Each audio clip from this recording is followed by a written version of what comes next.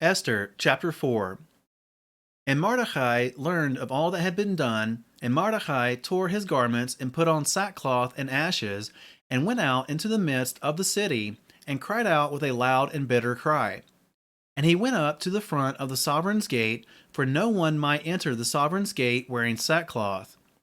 And in every province where the sovereign's command and decree came, there was great mourning among the Yehudim, and fasting and weeping and wailing, and many lay in sackcloth and ashes. And Esther's young women and eunuchs came and told her, and the sovereigness was deeply pained, and sent garments to Mordecai to wear, and to take away his sackcloth from him, but he refused. And Esther called Hathach, one of the sovereign's eunuchs, whom he had appointed to attend her, and she gave him a command concerning Mordecai to learn what and why this was. And Hathach went out to Mordecai to an open space of the city in front of the sovereign's gate. And Mordecai told him all that befell him, and all about the silver that Haman promised to pay into the sovereign's treasuries to destroy the Yehudim. And he gave him a copy of the written decree to destroy them, which was given at Shushan, to show it to Esther, and to explain it to her, and to command her to go in to the sovereign, to make supplication to him, and plead before him for her people.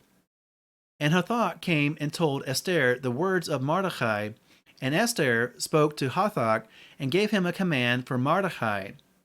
All the sovereign's servants and the people of the sovereign's provinces know that any man or woman who goes into the inner court to be to the sovereign, who has not been called, he has but one law, to be put to death, except the one to whom the sovereign holds out the golden scepter, who then shall live. But I have not been called to come in to the sovereign these 30 days. And they declared to Mordecai the words of Esther. And Mordecai commanded them to answer Esther, "Do not think within yourself to escape in the sovereign's palace any more than all the other Yehudim.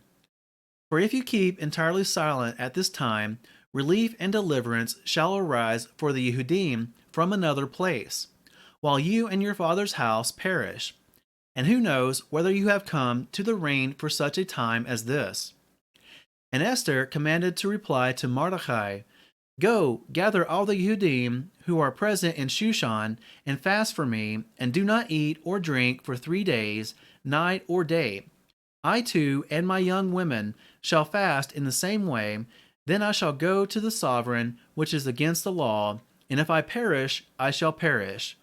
Mordecai then went away and did according to all that Esther commanded him.